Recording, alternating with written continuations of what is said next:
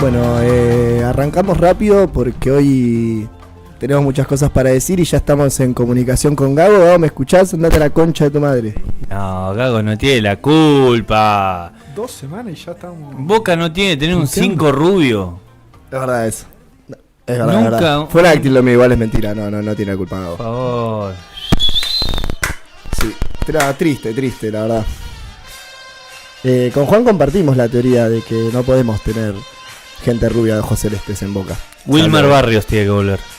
Estoy muy preocupado por la estética ustedes, de que si los técnicos tienen trajes, si los Pero técnicos porque- tienen buzos, si los técnicos son morochos. Porque un poco si la los idiosincrasia de un club es un técnicos poco son- eso. ¿O no? Hoy estamos auspiciados por Ortúzar. Cómprenla, barata, rica, premium lager, de primera recomendación. Ya Porque tenemos siempre hace sponsors. falta un poco de Ortúzar. Buah, volvió. Porque Sí, nunca. sí, siempre hace falta. Sí, ¿qué pasa? Mati? No sé ¿Qué estás si haciendo? Matías Marchi me está haciendo así, no sé si me quiere estrujar el cogote o el cable. Muevo el cable. Apretalo, boludo. Perdón, Pará, es loco. mío, me parece. Ya me echan la culpa a mí. Bueno, Bueno. gente, ¿cómo andan? Plástico Cruel. Como todos los lunes a las 19 horas. Con Juan Machado, ya está, definitivamente se queda. No sé si para su bien o para su pesar ha vuelto a La Plata. Lo ha recibido de una manera fenomenal esta gran ciudad. Se me rompió el cierre de la mochila. Sí, no teníamos saldo en la sube tampoco. Tampoco. Nah, ¿cuánto está el bondi, Mati? Vos que sabes más. Cargamos 2.000 pesos y ya no podemos volver. Hola. Hola. ¿Me escuchan? Sí. Escucha. Primero, no estoy de acuerdo con el desplazamiento de Pedro tan rápidamente porque vuelve a Juan Machado. Quiero decir, me parece una falta de respeto. Que respeten los rangos. El respetar los rangos. Como dijo De al Paul. compañero que puso el cuero todo Mi el amigo año. gorila De Paul. Gracias, Mati. Yo lo preparé para este momento, Me este pibe. Gracias, parece, Mati. primero eso, como llegar y decir yo me siento acá. Es por Muchas veces. Respetar por- los rangos me parece que respetar por la, clubes. la consistencia. Es por clubes. Los clubes más grandes van en el medio, los clubes más chicos van al Sí. costado. Qué Primero personaje. eso. Quería remarcar eso porque me parece una falta de respeto. Gracias, Mati. Luego, el bondi está a 400 pesos más o menos. No está a 400 pesos, está más caro. ¿Y cuánto cargaron? 2000. 2.000, ¿Y cuánto tenías negativo? 300. 300. Bien, te quedan 1.700. Sí. Y 800 pesos gastaste en los dos. No, para mí gastamos más. Esto sale la Ortuza. Sí. ¿Sabes cuánto estaba el bondi en los 90? Un peso me tomaba yo de Chacarita a Colegiales. ¿Un peso? Un peso. Bien. Yo menos, pero Mar del Plata. Pero en el 2000. 99, 2000. Yo ¿Pedro? tampoco me lo tomaba solo, no Yo el no bondi, había pero tenía nacido. 3 años. ¿Cómo no había nacido, Pedro? ¿Cuánto años tenés? Bueno, sí había nacido, pero no me tomaba colectivo. En el 2002 nació Pedro. No. Pero no me tomaba tanto colectivo, pero bueno. Sale un programa noventoso. Yes. Cerveza barata. No sé por qué. Camiseta del 98 y porque el momento histórico nos lleva a los 90, todo. Volvimos a la Fórmula 1, volvimos al neoliberalismo, volvimos a querer echar presidentes. Yuyito González volvió a la televisión. Sí. Vuelve Oasis. Vuelve Oasis, vuelven los piojos. Bueno, los piojos. Está bien. 2 regresos que no me interesan para nada, debo decirlo. Ninguno de los dos. Vuelve El Rocío único Rivera. regreso que me interesó toda mi vida era el de mi papá y nunca se dio. Mejor que muchos poetas de los 90 eso. Gracias.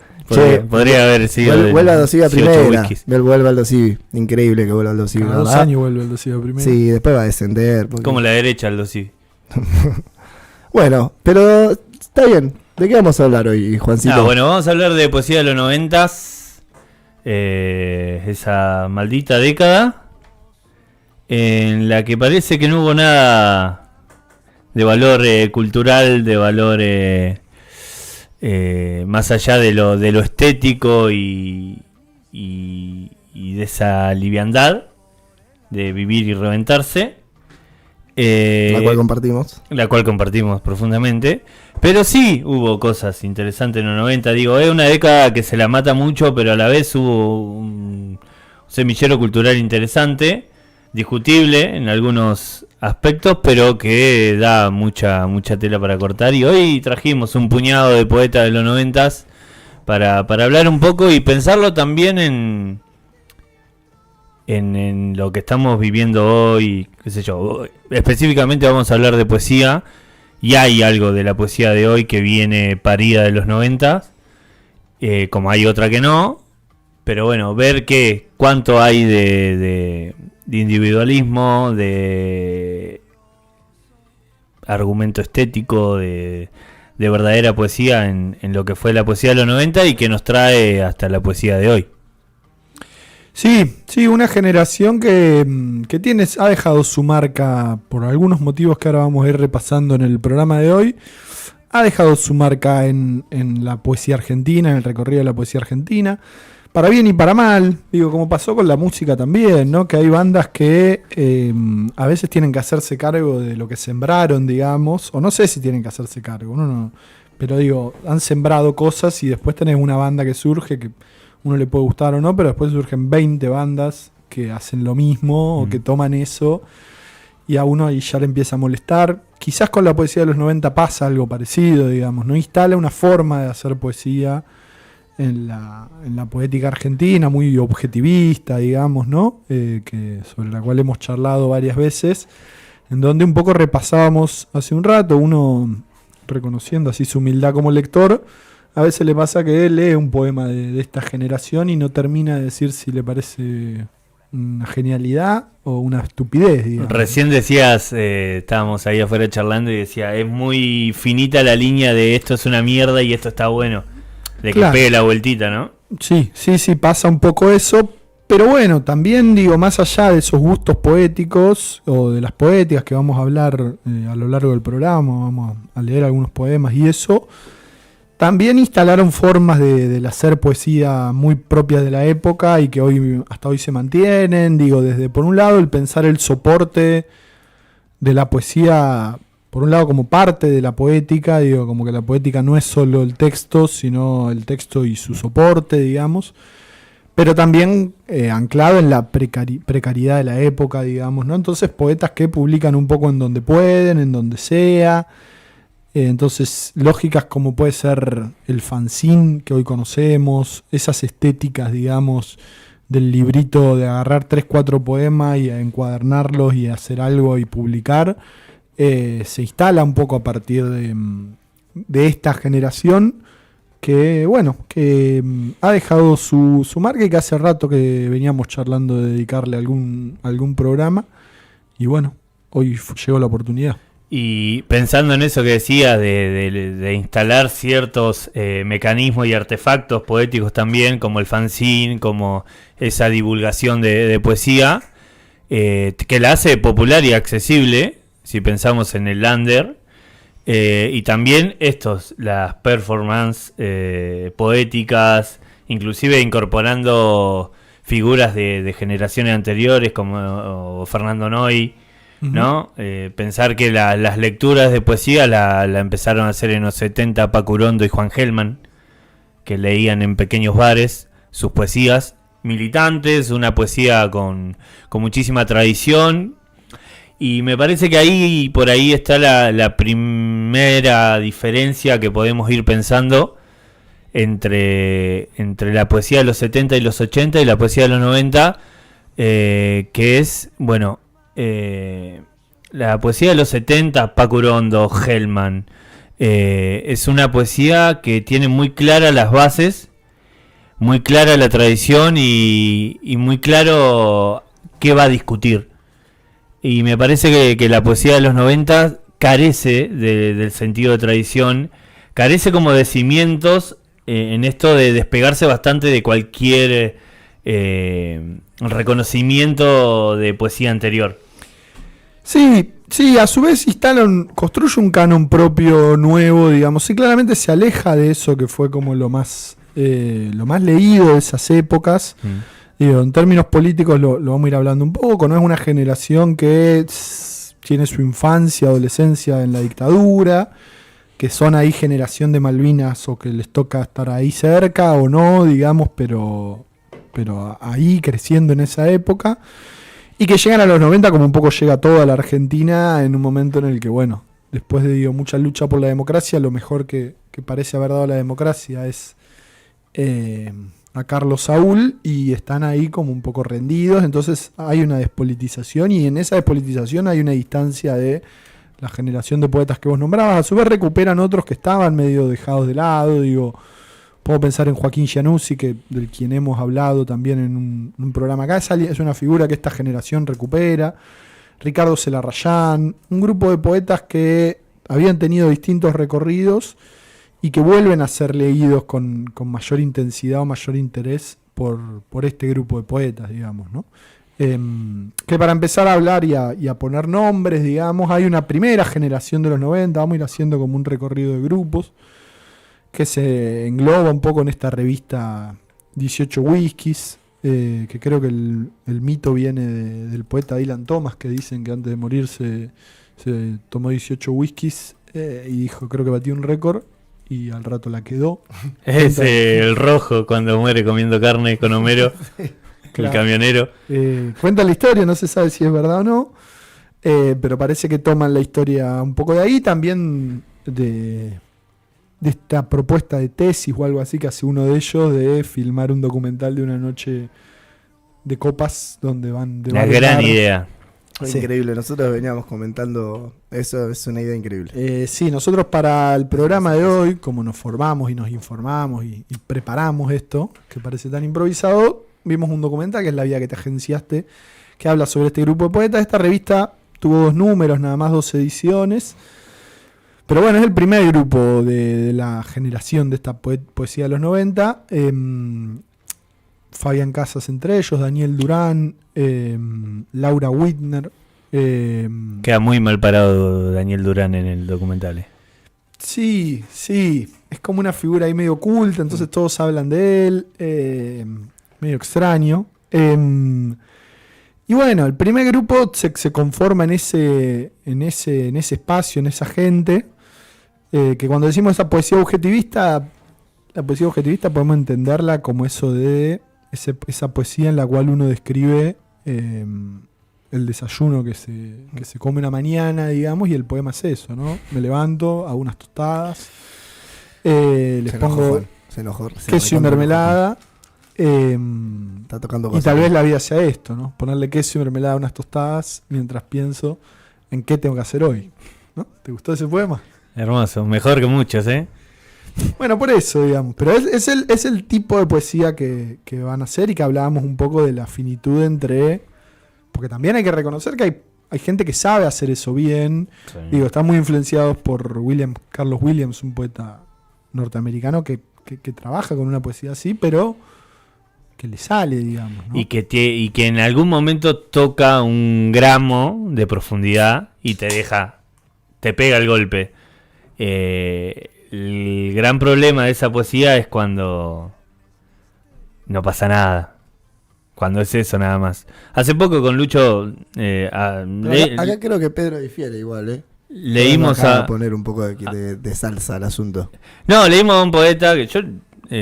Blatt.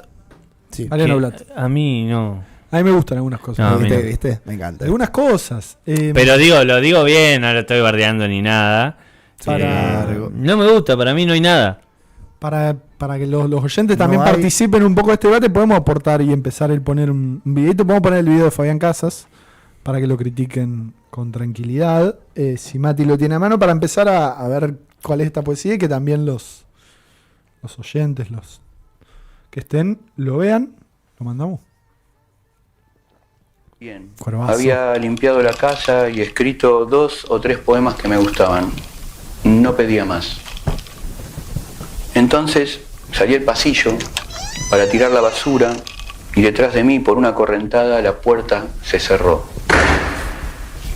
Quedé sin llaves y a oscuras, sintiendo las voces de mis vecinos a través de sus puertas. Es transitorio, me dije, pero así también podría ser la muerte. Un pasillo oscuro, una puerta cerrada con la llave adentro, la basura en la mano.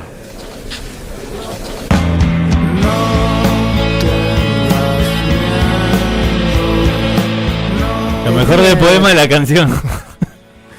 Tienen buena relación Santiago Motorizado y Fabián Casas. Sí, Data- primero hay que datas. celebrar el video. Son unos locos que se llaman Bueno, Animales Salvajes, creo que ilustran canciones y poemas. Buen edit. Sí, muy bonito el video. Es una poesía linda, es linda, pero digo, esto no tiene grado de profundidad para mí. Se queda en la puerta, pero digo, es la estética pero también es la de esta estética. poesía, lo que hablábamos recién. Claro. Sí, no, por eso, digamos, ¿no? Yo no me voy a poner acá como el gran reivindicador de estas Y poéticas. lo trajo porque era de San Lorenzo, también hay que hablar, ¿no? De esto. Obviamente, digamos, ¿no? Pero acá hay un hijito. Hay acá un se poeta, perdió. hay un poeta. Ahí En va. la pecera hay un Está poeta. escribiendo un poema. Hay un ¿no? hijo acá que perdido, que le roba un poquito de la merienda a Mati. No, bueno, Cómo por se eso. nota que de boca, mira. Tiene un hambre. San Lorenzo falso. ganó con un golazo del Pocho Ceruti de 40 metros. Hoy viene tranquilo, así que no sé por qué están tan nerviosos. Ustedes, evidentemente, por no ganar, pero bueno, no me voy a hacer cargo. Bueno, volvamos De a Fabián eso. Casas. Yo creo que hay poemas de este estilo que me gustan, Sí, digamos, ¿no? La propuesta de este poema. Hmm. Había escrito un par de poemas que me gustaban, había tenido un buen día, salía a sacar la basura. En Instagram la Quedó rompe. cerrado con la llave adentro. La muerte tal vez sea eso. Bueno, pero por eso No, él no pero- tiene que hacerse cargo de los instagrameros que después No, acá, bueno, dicen pero un día de también. lluvia como hoy. Bueno, pero es verdad eso, también hay algo de lo que hablabas vos que quizá después se replicó y no como antes, de que siguieron esa tradición y quizás hoy en día, que yo creo que hoy en día está gastada y quizá el chiste de Instagram, digo, lo que puede pasar de hacer poesía o de una poesía con poca profundidad, digo, viene de ahí, hoy en día está gastada, es distinto a situarla en la época. Más allá de que objetivamente uno puede opinar que hay una búsqueda de no profundizar tanto o no tener un trato con el lenguaje tan profundo y demás, pero como dijimos, era un poco la estética. Claro, y el tema es que hoy hay, para mí, una réplica muy marcada de esta poesía. Y es lo que se es que lee casi a grandes rasgos, es lo que se lee. Es que es casi una repetición, ni siquiera es una réplica, es como repetir. Digo, hablábamos de Mariano Blatt, yo no he leído todo Mariano Blatt, he leído algunas cosas. Me parece eso, de que se queda como a mitad de camino en la imagen, en el lenguaje e inclusive en la instalación de una idea. Porque hay muchas de estas poesías que son cortas, son breves, pero instalan una idea. ¿No? Son precisas en eso, te dejan pensando en algo. Digo, las voces de Porcia, de Antonio Porcia, que son increíbles, son 2 versos cada voces, pero el tipo procesó eso y tiene un grado de profundidad impresionante. Alejandra Pizarnik era fanática de él, Lamborghini era fanático, los 2 Lamborghini fanáticos de él. Y eso, ¿no? Como ese grado de profundidad en palabras simples, porque Porcia es lenguaje, Antonio Porcia es lenguaje muy simple, pero cala muy hondo. Hay algo que se hizo de esa escuela, que es eso, palabras simples, pero la idea es simple, y la imagen es simple, y el lenguaje poético es simple. Entonces te quedás como en la puerta. No, claro, no hay, digamos, son poesías sin estructura métrica, sin rimas, sin respetar ninguna de esas lógicas, que es obviamente una posibilidad muy, muy concreta. Y que apunta más a la melancolía y al golpe bajo, tal vez. Sí, totalmente, digamos. No por eso, yo creo que hay que entenderlo en un contexto también en el que, digo, la música, el rock en los 90 también tiene una... Digo, hay gran música también en esos años, pero también hay grandes bandas que entran en una época de menor profundidad. Digo, es la época del reviente, de que no hay mucho, digamos, ¿no? Y la poesía como que se amolda a esos tiempos. Sí, digo, vos también, cuando mencionaste la música, también pensaba un poco eso. No bandas o artistas que se arrastraron de los 70 y los 80, eso es distinto, porque si bien en los 90 buscaron una estética y un sonido noventero, seguían teniendo un grado de profundidad increíble en cuanto a la búsqueda estética de la letra. Pero sí hay bandas que surgieron y que por ahí esto, la vuelta a la democracia y haber atravesado ya todo eso, yo creo que lo que pasaba era, había un grado de liviandad y de decir, vamos a hacer las cosas más simples, vamos a hacer las cosas más naif, porque era lo que sale, digo, lo mismo cuando salieron los tweets en su momento, que eran este rock naif, y era eso el tema, nosotros lo hacemos simple, lo hacemos naif, pero es un poco la diversión que no nos permitían tener antes, y somos un reviente y somos esto. Bueno, a Virus le pasó en dictadura, en dictadura saca Guadu Guadu y Sí. lo mataron, Claro. a Virus. Uh-huh. También por esta búsqueda. ¿Te gusta bailar el guau guau a vos? Sí, me gusta bailar el Guadu Guadu. Bien. ¿A vos, Mati? ¿A vos te gusta, Mati? Bailar. Está con la boca llena el... ¿Hambre tiene nuestro Tenía operador? hambre, perdón. Bueno, escuche. ¿Le gusta bailar guadu guadu o no? El Wadu Wadu, sí. Bien. Sí, sí. ¿Y el Me guado gusta guado? bailar el Wadu Wadu. ¿Y el guadu de Pedro? No, Pedro. Uy, No hagas chiste, Juan. No hagas Bueno, chiste. perdón. Pero bueno, ¿Qué más tenemos en esta que primera no tenemos. etapa de...? Yo traje 2 poetas, pero pertenecen ya como a otra Bueno, podemos escuela. hacer un corte acá, como con esta presentación, y cerrar con poner el tráiler de este documental, que invitamos a los que quieran a verlo. Tiene sus momentos, el documental. Sí, como Sí, Dan- está bueno, la pasás bien. es Es una interesante. reconstrucción de toda esa generación, lo que se pone muy personalista un poco por momentos, lo hablábamos, de las peleas, como todo grupo, no vamos a hablar acá, ¿no? Pero es una generación que después se pelean algunos con otros, se rompe por eso. Sí, inclusive que tienen en Eh, cierto punto diferencias políticas también. sí, Digo, sí. esta camada que está como señalada como despolitizada, tiene sus diferencias políticas Totalmente. también. Aparece la cuestión de género en este grupo, ¿no? En el cual aparecen algunas figuras mujeres, digamos, sobre todo Laura Widner, que es una gran poeta que aparece como en esa generación. Entonces se habla un poco de las dificultades, de la misoginia que había un poco en el grupo. Y inclusive ella hace una diferencia muy marcada de decir, bueno, ustedes estaban enroscados en escribir sobre minas y ustedes mismos, nosotras estábamos pensando otra cosa. Sí. Eh, Y a la par se va mechando con imágenes de ese especie de documental, que es de lo más divertido que tiene el documental, que es este grupo de borrachos que una noche hacen como un tour por Buenos Aires, tomando en todos los bares. Y, Tenían que tomar 12 vasos. claro. Y el que ¿Podemos hacer llegaba- el último programa de plástico, hacer tipo un móvil así bebiendo? Sí, podríamos. Sí, Y yo... hablando de poesía y Podríamos. de boca. Sí, yo estoy. Ya le pido perdón a mi familia, a mis padres de antemano, pero yo estoy completamente. Sí. si no le pediste perdón antes, ya ahora no hay tiempo. Bueno, sí, Eh, verdad. bueno, ponemos Habló el, Dios. Habló- ¿Vamos con el documental? Dios, ponemos el por favor. documental y después ya pasamos a otro grupo. ¿En esto? Bueno, hemos vuelto, dejen de hablar pelotudeces. Por acá me dicen que quedó un micrófono abierto. Yo no sé si es verdad, pero bueno, no hemos dicho nada en realidad. Mario, los muchachos No abrazan. solo me mandan al rincón, sino que me dejan los micrófonos. Ojalá que Te Bien. quedan hacer pisar palito, loco. Me quedan Pido haciendo disculpa. palito. Bien, pido disculpas al operador acá. Yo no pido pasa disculpas nada. por lo que haya Totalmente mi culpa. Yo no me acuerdo de lo que Creo que no dije. bardeamos a nadie, sí, somos inocentes. Lo mismo que hablamos al aire, hablamos.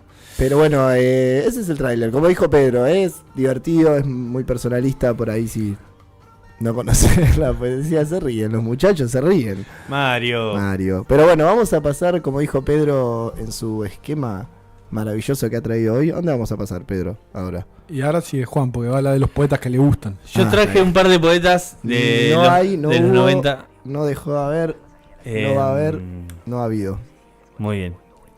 Parecido, Gracias. pero mucho mejor. Bien, bien, bien. No, primero vamos a hablar de Vicente Luis, que es un poeta cordobés Tremendo. que tiene una historia bastante particular. Digo, es como un pionero del under y de toda esa cultura under que después va a tener Buenos Aires y eso. Él viene un poco de ahí, él, Esbarra, son como los fundadores de ese movimiento. Él queda huérfano a los 3 años. Creo que los padres mueren en un accidente, no sé si aéreo o terrestre, pero accidente al fin y mortal. El niño queda huérfano, hereda una fortuna y se dedica a estar echado leyendo, que es lo que haría cualquier ser humano de bien Encima de sus billetes. que hereda una fortuna. Y bueno, se empieza ya en su adolescencia a juntar con Palo Pandolfo, con toda esa movida, se juntaban a componer y a escribir poesía y supuestamente a comer asado, pero no comían nada. Y terminaron mirando el ventilador de techo. Cerrá la panza. Claro, no, pero se le cerraba el pírolo. El pírolo, boludo, la panza. Pero bueno, se dedica a escribir, no publica nunca oficialmente con alguna editorial, con algún sello, sino que fanzines, que era lo que decía antes Pedro. Tiene su gran jijiji, que es venderle el alma al diablo, sí, pero cara. Y venderle otras cosas también. Y venderle a Dios lo que el diablo no compre. Es como su poesía más conocida. Pero bueno, yo traje otra para ver esto. El trabajo y la obsesión por la lectura. Digo, Vicente Luis fue un gran, como todo gran poeta, un gran lector, un lector voraz. Uno en sus Vida en Córdoba, por ejemplo, es uno de sus poemarios más famosos, está plagado de referencias, no sé, al Ulises, ponele, ¿no? Cosas así, a Proust, digo, un gran lector, y que con eso laburaba, digo, hay un gran oficio de escritor y de lector en Vicente Luis. Aunque esa fama ha reventado, él termina en el Borda, ¿no? Que es lo que le pasa a todo gran poeta que no muere joven, termina por perder cierto tipo de cordura. Dueño de una sensibilidad enorme. Yo le voy a leer un poema muy breve que tiene 6 versos, pero que se nota el trabajo en cada verso. Cada verso es efectivo por demás, y después voy a leer a otro poeta de los 90 que hace un trabajo totalmente inverso a este. Una seguidilla de besos en la boca, como pelos debajo de la lengua, pelos limpios y rubios. Una bola que se agranda y empuja mi lengua en dirección al cerebro. Prefiero pedir perdón ya. Yo lloro, me relajo y me acostumbro a lo que sea, pero que no me besen más, que no me besen. Hay un laburo estético ahí, y en cada verso y en cada figura hay una potencia de imagen en el poema de Vicente Luis, que bueno, que también tiene libros que van un poco a explorar estas aguas que hablábamos antes de los otros poetas de los 90, y que tiene que ver mucho con el contexto en el que se vive, ¿no? Por más que él había heredado una fortuna y estaba haciendo la plancha, mucha de esa guita la utilizó para mover sectores culturales, el under y demás. Y el otro poeta que traje, recomiendo mucho, está la poesía reunida de Vicente, creo que la publicó Eterna Cadencia, me parece, una cosa así. Y Años Luz también tiene algún poemario de él. Y el otro es el conocidísimo y queridísimo Martín Gambarota, que acá viene Gambarota a ser... Pedro hablaba de esta primera camada de los 90, Gambarota viene a representar la segunda camada de los 90, donde la crisis ya es marcadísima, el país se va a la mierda, y Gambarota aparece en el 96 con un poemario que escribió unos años antes, 4 años antes, que se llama Puctum, que es el gran poemario de los 90, por cómo cuenta el menemismo. Es un poemario sobre el menemismo, y ahí viene la formación de Gambarota también, un lector voraz, que no digo que, no sé, Fabián Casas no sea un gran lector, es un gran lector. Uno lee su ensayo, es un gran ensayista, es un gran escritor. Yo me quedo afuera por ahí de la poesía de Fabián Casas, pero sus novelas me gustan, sus ensayos tan increíbles. Hay un prólogo a los cuentos de Saer que es maravilloso. Pero Gambarota viene totalmente de otro palo, hijos de dirigentes montoneros, exiliado en dictadura en Inglaterra, tiene como esa mixtura de niño argentino en Inglaterra. Y ahí hoy justo encontré una entrevista de Gambarota en la que habla de los poetas de los 90 y que a él le cuesta identificarse ahí, y que hace una salvación de su poesía con la del resto, que es, bueno, a mí no me interesa replicar exactamente, que es algo que se lo acusan mucho, una escena cotidiana, sino una imagen, y cargar esa imagen sensorial, y que esa imagen sea la representación y no la escena en sí. Esto que hablábamos antes, ¿no? Me levanto, saco la basura, todo eso no está. Pero sí está en la potencia de las imágenes. Digo, qué sé yo, Puctum arranca con una bacha donde flotan puchos y filtros de cigarrillos. Y es muy potente la imagen de lo que pasó antes de eso y lo que no va a pasar después. Digo, hay todo un laburo ahí. Y viene a contar el menemismo con Puctum, que es precisamente esta crítica que él hace. Bueno, a mí me interesa la imagen y no me interesa el lenguaje coloquial. A mí me interesa el oído. Para mí la poesía es sonido y música. Para mí la poesía es un tipo que habla en un bar. Pero no lo replico coloquialmente, sino que replico al tipo. Entonces hay ahí todo un trabajo con el entorno del poeta que es muy interesante en Gambarota y que tiene un poema emblemático que es muy largo, por ahí andamos medio a las corridas con los tiempos, pero que por ahí lo podemos subir a Plástico en estos días y recomendar un poco la lectura, que es este que decía Lucho, no va a haber, no hubo. ¿Qué ves vos ahí en ese poema? En ese poema me parece que hay algo que representa muy bien la saturación de los 90s.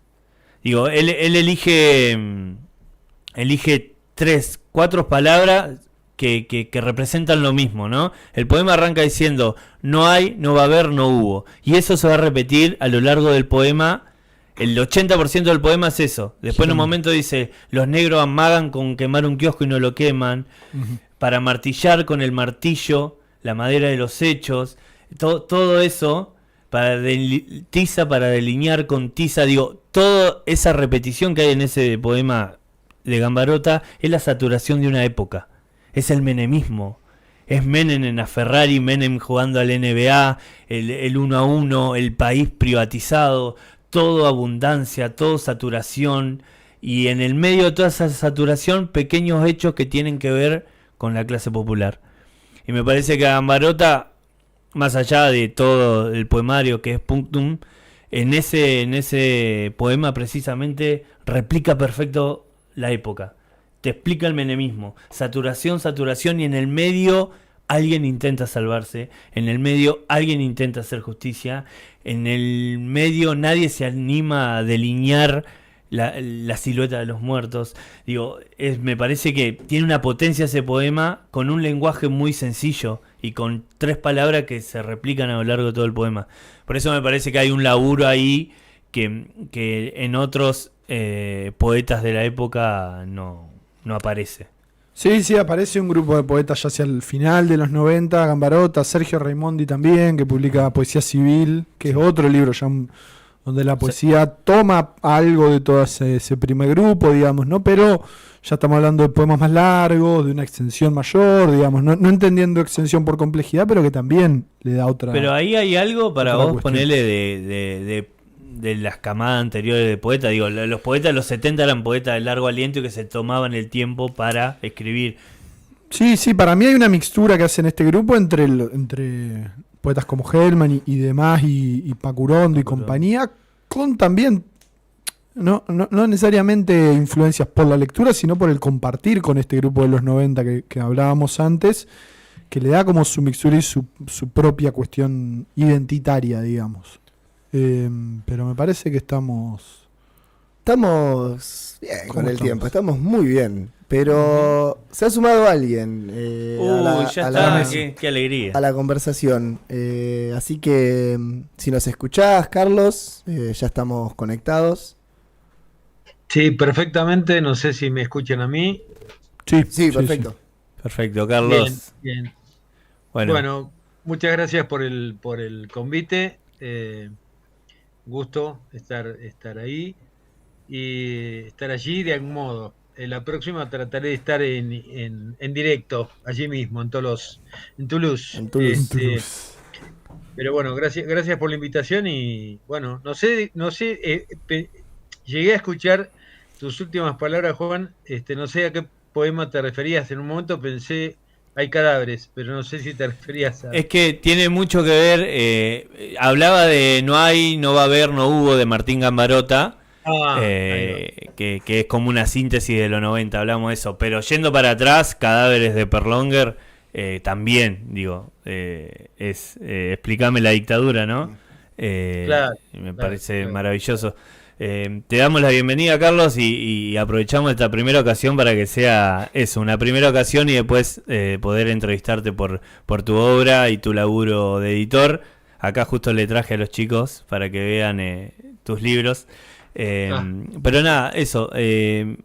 Charlamos un poco sobre lo que fue una primera etapa de la poesía de los 90, ¿no? Fabián Casas, 18 Whiskies, esa revista, ¿no? Esos lugares donde se escribía un estilo de poesía. Y después hablamos de Vicente Luis y Martín Gambarota como haciendo un poco otra cosa, bastante despegada de aquellos primeros poetas. Pero vos cómo ves, cómo recordás la poesía de los 90s, vos estabas escribiendo en los 90. Sí, mirá, voy a partir de 2 o 3 puntos de vista previos. Yo no me fío demasiado en los cortes generacionales, primero, ¿no? Porque a veces es como una necesidad extra creador o extra artista o extra producción, más ligada, por un lado, a la academia que necesita organizar para poder difundir tal o cual situación de la cultura, y por otro lado también del mercado en algunos sentidos, ¿no? Dos situaciones, la academia y el mercado, que no tienen para mí necesariamente que ver con la producción, por lo menos en principio. Yo soy editor, pero siempre digo que el poeta antecede, por suerte, al editor. Y no es imprescindible tener un libro para saber que hay un poeta. Por supuesto, el libro es un elemento de difusión insoslayable, importante. Hay otros elementos de difusión y cada vez más, ustedes lo saben, bueno, están en uno. Y hay mucha gente que por ahí ha tenido una enorme trascendencia en redes y no ha publicado, por ejemplo, o ha publicado muy poco. Pero yendo a la cuestión, ¿no? Yo empecé a publicar en los 90 un poco circunstancialmente. Yo no vengo del campo de la literatura. En realidad, no digo que no vengo a ningún lado, pero mi juventud pasó en principio por la dictadura, lo cual es una marca, y en segundo lugar por la actividad teatral. Si bien yo escribo desde que recuerde, desde los 18, 16, 18 años, nunca consideré que tenía algo como para llegar a un libro. Eran poemas sueltos, aparecieron en algunas revistas de la época, una que se llamó El Hormiguero, y después hubo muchos hormigueros por la ciudad, otra que se llamó Talita, que era una revista, no la Talita Dorada del recientemente fallecido José María Palabro, sino Talita, una revista que, entre otros, dirigían el Chino Ballina, que venía de cine, que dirigía Guillermo Lombardía, un enorme poeta, militante político también. Bueno, Daniel Dalmaroni, que después hizo toda una carrera teatral, etcétera, etcétera. En esa revista publiqué algunos de esos poemas inéditos. Pero recién en los 90 realmente lo tomé en serio, en principio por una invitación a participar a un concurso, cosa que nunca había hecho y nunca repetí, y después porque, bueno, a finales de esa década logré publicar mi primer libro. Digo esto porque, por suerte, a lo largo de los años he logrado amistad con algunos de quienes han participado más activamente de la discusión de los 90 en términos de la producción poética. Voy a nombrar dos personas que están por aquí por La Plata. Uno es Mario Arteca, que lo considero un enorme escritor. Digo escritor porque Mario es alguien que en todo caso redefine permanentemente lo que se considera género, poesía. Y me parece que en la medida que uno lo lee, aprende, amplía el campo de batalla, digamos, ¿no? Como ese libro, Ampliación del campo de batalla. Quiero decir, es una poesía que tiene antecedentes, pero que también tiene una enorme singularidad en su propia producción, ¿no? En la constante y variada producción de Mario. Y el otro poeta con quien he podido charlar mucho en los últimos 15 años es Horacio Fivelcor. Y Horacio Fivelcor, si bien es platense, tuvo una articulación muy grande con Buenos Aires, vivió en Buenos Aires unos cuantos años y fue partícipe de la década, produciendo allá en la década y siendo parte de una de las revistas, sobre todo de la segunda mitad de los 90, que fue La novia de Tyson. una revista quizá un poco menos conocida que 18 Whiskies, también creo que publicó algunos poemas en 18 Whiskies, pero que tiene que ver con el pulso de esa época. Entonces, señalo esto y un tercer elemento.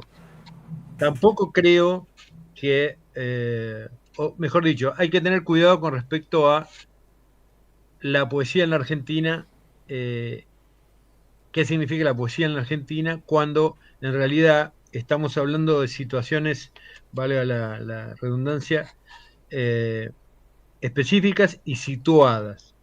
Lo que se conoce como poesía de los 90, salvo honrosísimas excepciones, articuló un eje que pasa por fundamentalmente Capital Federal, Buenos Aires, Cava, odio ese nombre Cava, pero es así, Cava. Prefiero la Cava y no Cava. Y fundamentalmente Rosario y Bahía Blanca. Ahí ese triángulo concentró, creo que la enorme mayoría de las voces de quienes se conocen hoy como poetas de los 90, ¿no? Y en ese sentido, siempre hubo, creo yo, momentos de disputa, de sentido y demás. Yo, digamos, a esta altura, mirando la cuestión con perspectiva de los años, me parece que los 90 lo que plantearon en una buena medida, una buena y sana medida, es un replanteo de la escritura de los 70, en el sentido de que yo me acuerdo que el alfonsinismo y los dos demonios y todo lo que empezó a justificar el viraje a la derecha del alfonsinismo y cierto sector importante de la sociedad que culminó con Menem, de algún modo empezó a producir una crítica muy, muy violenta a la escritura lírica, sobre todo lírico-política de los años 70. Eso es una cosa que quienes padecimos los 90, yo lo padecí laboralmente, la verdad que nos jodía bastante, esto hay que decirlo. Pero en todo caso, quienes escribieron en esa época no eran menemistas, para decirlo de un modo, Claro, sí, sí, violento sí. y rápido. Sería una simplificación absurda, estúpida, creer que todos participaron de cierta crítica por derecha o cierta crítica neoliberal y fiestera a la escritura de los 60 y 70. Ustedes dieron algunos ejemplos recién. Gambarota para mí es un excelente ejemplo justamente de lo contrario. En Bahía Blanca, bueno, Poesía Civil fue y para mí sigue siendo un librazo, pero no solamente por el carácter político que uno puede deducir, sino por la ampliación de lo poético, de lo que se entiende por poético, y porque además, en todo caso, en esos casos y en muchos otros, ¿no? Inclusive, por supuesto, de Casas, Fabián Casas, Laura Widner, el mismo Desiderio, Daniel Durán, que escriben de distinta manera, tienen que ver con el desencanto del primer desencanto del alfonsinismo, tiene que ver también con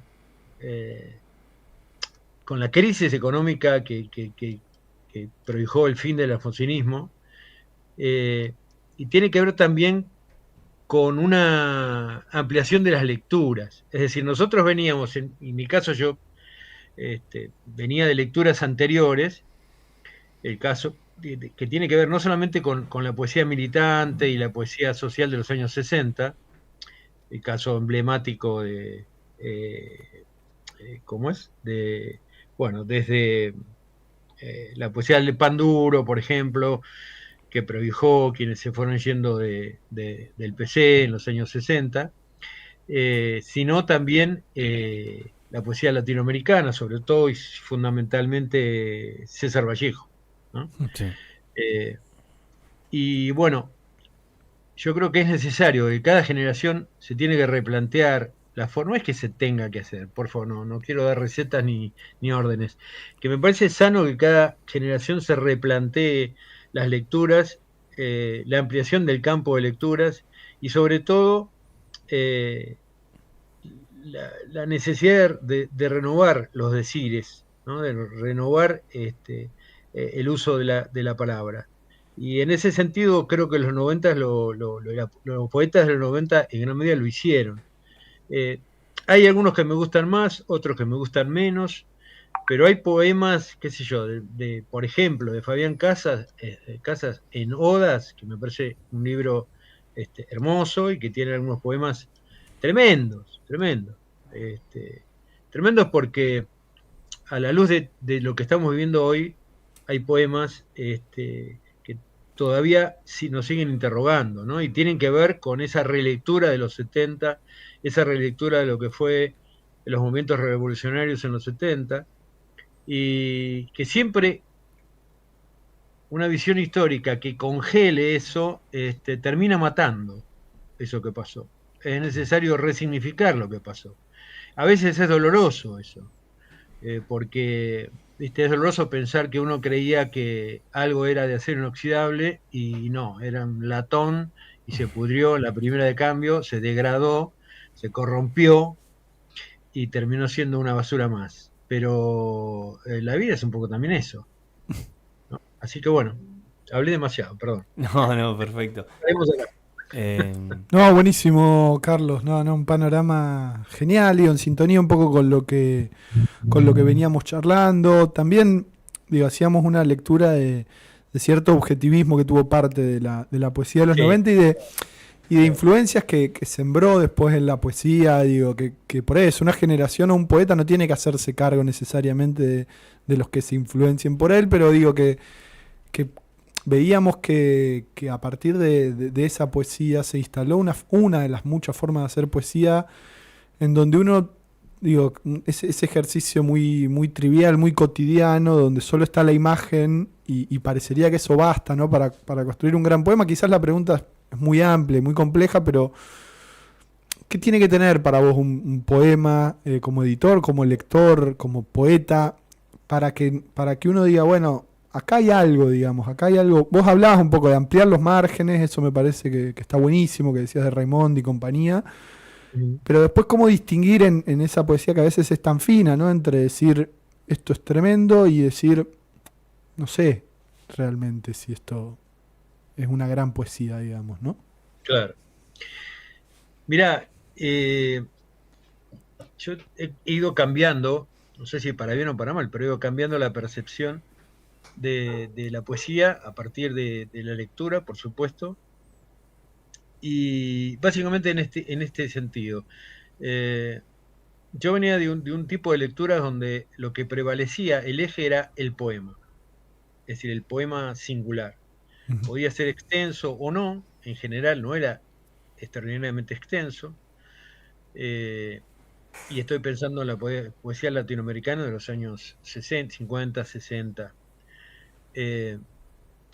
También sucede, es un poco como en el rock, uno se entusiasma con una canción, pero también se entusiasma o nos hemos entusiasmado con discos conceptuales, o como se llamó en algún momento, ¿no? Una obra que de pronto es de largo aliento y donde todo el conjunto de lo que traía ese disco, ese compact, nos está diciendo algo. Son desafíos diferentes. Yo encuentro poetas a partir de poemas, a veces, poemas que me resultan muy significativos y que me van quedando, me va quedando, qué sé yo, algún poema, Los Desgraciados de César Vallejo, por último, de Raúl Gustavo Aguirre. Son poemas que los voy a leer siempre y siempre me vuelven a producir algo, me vuelven a producir una serie de imágenes que me tocan, me emocionan, me replantean. Pero también hay libros, yo decía, Poesía Civil, por ejemplo. Poesía Civil es un libro que me voló la cabeza cuando lo leí porque dije, wow, se puede hacer poesía con la historia, con la ideología claramente expuesta, con la historia de un lugar, con la historia, con una historia obrera donde no se nombra el sufrimiento ni el sudor del obrero, pero está claramente, se puede hacer poesía con fierros, con máquinas, y se puede hacer poesía desde situada, ¿no? Sitiada y situada, desde un lugar concreto, ¿no? Bahía Blanca, el puerto, etcétera. Me pareció excepcional, ¿no? Como libro. Entonces, a mí para que me pase algo, tengo esas dos vías. A veces un poema, a veces son 2 o 3 líneas de un poema que digo, acá esto es imborrable, acá lo voy a retener. Y a veces es la organización de un libro, ¿no? Un conjunto de poemas que forman una serie, como dice mi amigo Horacio, o que de alguna manera nos dan un sentido sobre una mirada sobre un mundo, sobre un pequeño mundo, sobre un gran mundo, pero una mirada fuerte, una mirada que toca, ¿no? Que me interpela, que tiene que ver con lo que me pasa en algún momento. Esas son, me parece, las dos cuestiones. Ah, Y esto en los 90 pasa, perdón, eso en los 90, la poesía de los 90 me pasa, así que chapó, como dicen algunos. Sí, no, en Poesía Civil pensaba también en Puctum, funcionan un poco en el Claro, mismo mecanismo claro. de la trompada es el libro general, es el libro conceptual, y pensaba también en Árbol de Diana de Alejandra Pizarnik, que son los dos caminos. Cada poema Claro, es una trompada y el libro claro. conceptual es otra trompada mayor. Por eso es Claro, que, ¿cómo ubicamos a Pizarnik en la supuesta poesía de los 70? claro, no, Sí, es sí. Que la, imposible. la afiliamos a Montonero, la afiliamos a Lerp, digo, Sí, sí. es perdón la expresión barrial, es una Sí, pelotudez. sí, sí. Si uno cae en esa especie de pseudo identificaciones no sirven para nada.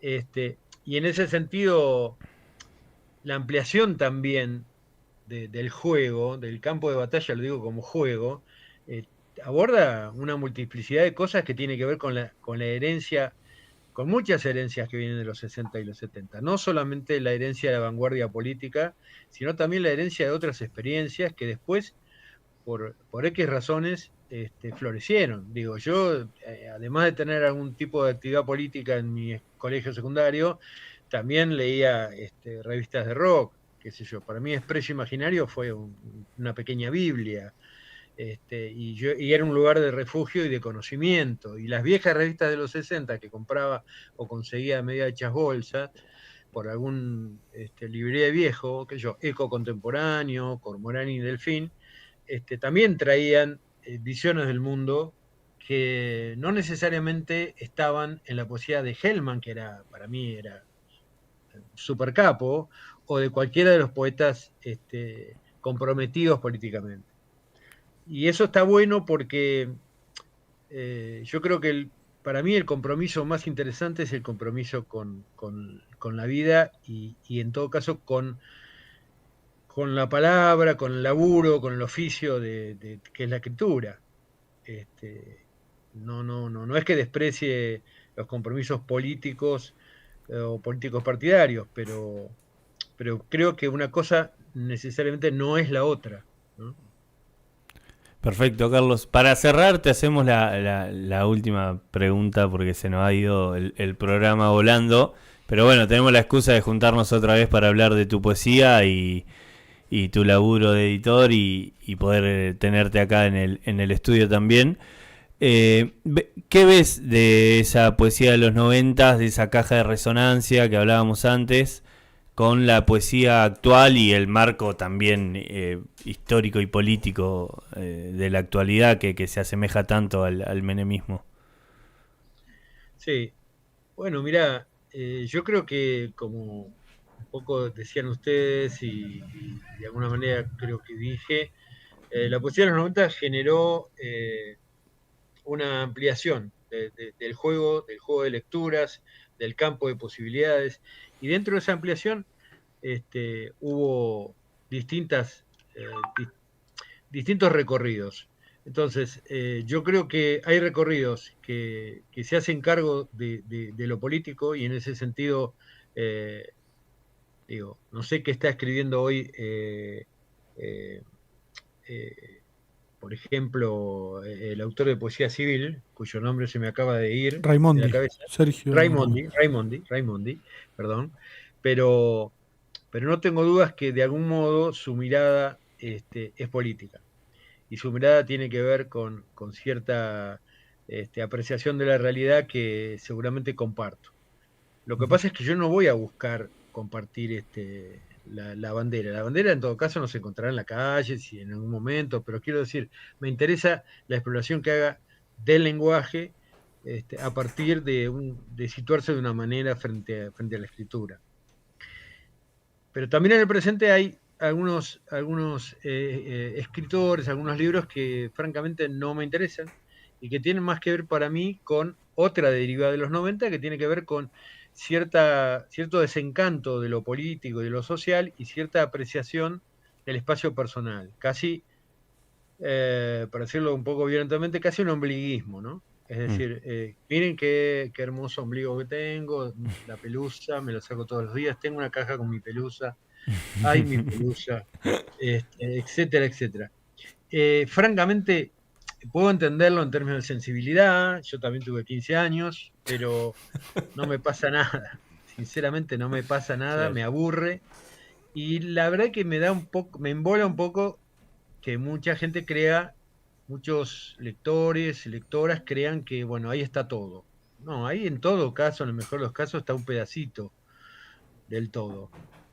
Yo apuesto eso. Yo creo que en ese sentido en los 70 a veces éramos, y yo también por supuesto, primero yo, en ese sentido éramos mucho más delimitativos, ¿no? Esto sí, esto no, esto es contrarrevolucionario, esto es burgués, una mierda, y a veces uno se perdía cosas impresionantes del lenguaje, de la lengua, creyendo que no había que leerlo, que era el enemigo, ¿no? El caso más emblemático, más estúpido, fue el de Borges. Creo que Piglia largamente saldó esa discusión, con gran maestría, y en poesía también pasa lo mismo. Bueno, ¿no? también... Y ha habido ejemplos desde muchos años atrás, ¿no? Desde la antipoesía de Parra, por decirlo de algún modo, ¿no? Participaste, Carlos, vos también de esta edición que hizo Julián Axad, ¿no? De toda poesía hostil al anarcocapitalismo, Sí. también un laburo súper interesante que también, digo, va en diálogo un poco con lo que preguntaba Juan de, bueno, poesía para estos tiempos, capaz también. Claro, mirá, fue un desafío y Julián es un amigo de hace muchos años. Nos conocimos a partir de un poema donde yo cito mirá vos, ¿no? Cito a un amigo, se lo dedico a un amigo que estuvo chupado y resulta que ese amigo fue, el responsable político de ese amigo era el padre de Julián. Así que fue un shock, conocerlo, saber esa historia y bueno, y hacer ese puente. Pero bueno, también tengo mis acuerdos y desacuerdos con Julián.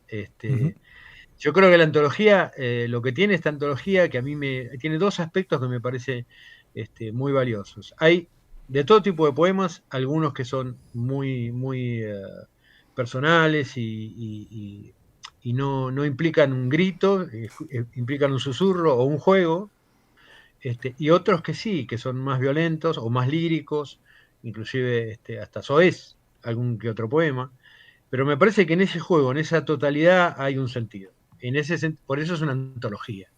Y por otro lado, el otro aspecto es que reconocí voces de que por lo menos 10, 12 provincias argentinas y otras voces del exterior, y eso me parece un conjunto interesante, muy interesante. Bueno, se nos ha pasado el tiempo, nos hemos estirado un poco. Gracias, Mati, acá por quedarse. Gracias, Carlos, por la comunicación y como dijo acá Juan, que nos sirve un poco como excusa para volver a charlar un poco en algún momento de tu obra y de otras cosas. Cuando quieran y desde ya muchas gracias. Perfecto, muchas gracias. Bueno, ahí se nos fue la charla. Va pidiendo 2 horas plástico, ¿eh? Sí, va pidiendo 2 horas, para el año que viene, loco. ¿O no? Pedimos disculpas por los minutos que nos hemos pasado. Le agradecemos al Mati Marchi que ha tenido una larga jornada. Pero y es que así como todo... hoy le traje estanguchito me aprovechó un poco. Luca Menicosi dice, es desoladora la cara de los dos bosteros. Él tampoco tiene mucho que... No, pero que escúchame. Que festejar, ¿no? Tu bandera, Solari. Solari es tu bandera. Bueno, hemos terminado por hoy, gente. Pobre jamoncito. Escúchenos el lunes que viene, sigan a la radio, sigan a la revista, suscríbanse. Acá me van a poner el QR, por acá, por favor. Muy bien. Ya no le exija nada, pobre. No, pobre no, hombre, no, está bueno, pero cansado. estoy acá promoviendo el medio. Cómprenos rifas. Cómprenos rifas, la vamos a publicar me va ahora. a tragar la pobreza. Sí. Compren rifa, lean la Vamos. revista Trinchera, suscríbanse y pongan unos morlacos para que podamos seguir haciendo, dando batalla. Y atentos que se viene el fin de año. Sí, que no se les pase porque por ahí la gente no se da cuenta. Claro, para un distraído. Chao, gente. Adiós. Estén atentos al fin de año.